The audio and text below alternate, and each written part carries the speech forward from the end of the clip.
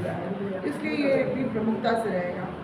और एक मामला जो बहुत बड़ा है, जिस तरह से हमने जो अपना रैम का मुद्दा शुरू किया, जो हमारी धार्मिक पारंपरिक सामाजिक आस्था के ऊपर एक जोरदार ठेस जो पहुंचाई गई, उसी तरह से अभी पिछले हफ्ते ही झारखंड उच्च न्यायालय ने भी एक जो अपना जो है फैसला जारी किया, जिसमें ये कहा कि जो ये झारखंड में जितने भी गैर मंजूरवा जमीन है उसकी अब रसीद कर दी। तो ये बहुत ही मतलब मैं कहूँगी हमारे जो विद्वान न्यायाधीश जो अभी जो चीफ जस्टिस यहाँ पर हैं,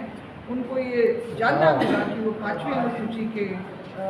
एक बहुत ही सम्मानित पद पे जो न्यायालय में वो बैठे हैं, और उनको समझना होगा कि 5वीं अनुसूची की आत्मा में क्या है। यहाँ पर हमारी जमीनों के संरक्षण में तो 3 बड़े कानून लाए ही गए।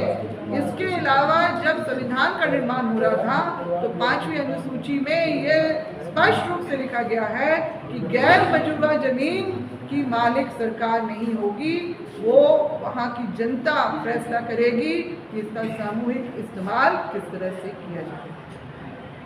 तो ये बहुत बड़ा एक धक्का है, इसका भी हम प्रतिकार करते हैं। और इन सब मुद्दों को लेके जो 27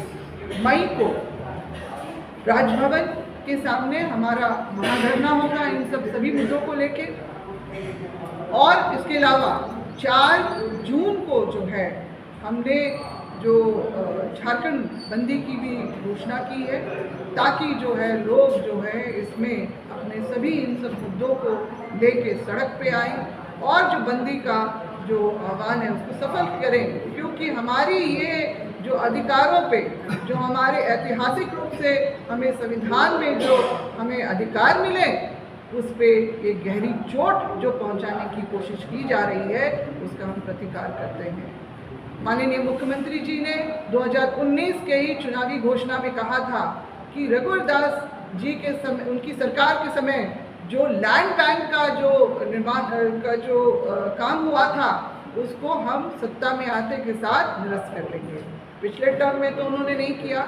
इस टर्म का भी कोई गुंजाइश इसलिए नज़र नहीं आ रहा है क्योंकि अब तो वो यूरोप से निवेशकों को बुलाने के लिए ला रहे हैं, और ये जो अभी फैसला जो आया है गैर मंजूरवा जमीन, वो उसी कड़ी का हिस्सा नज़र आता है स्पष्ट रूप से। हो सकता है लैंड बैंक में इतने निवेशक आ जाए तो लैंड बैंक से भी ज़मीनें कम हो जाएंगी, क्योंकि 1200-1300 एकड़ तो उन्होंने पहले एमयू करके गौतम अडानी को 2 प्रोजेक्ट के लिए दे दिया। तो अभी ये एक ऐसा मंजर है जो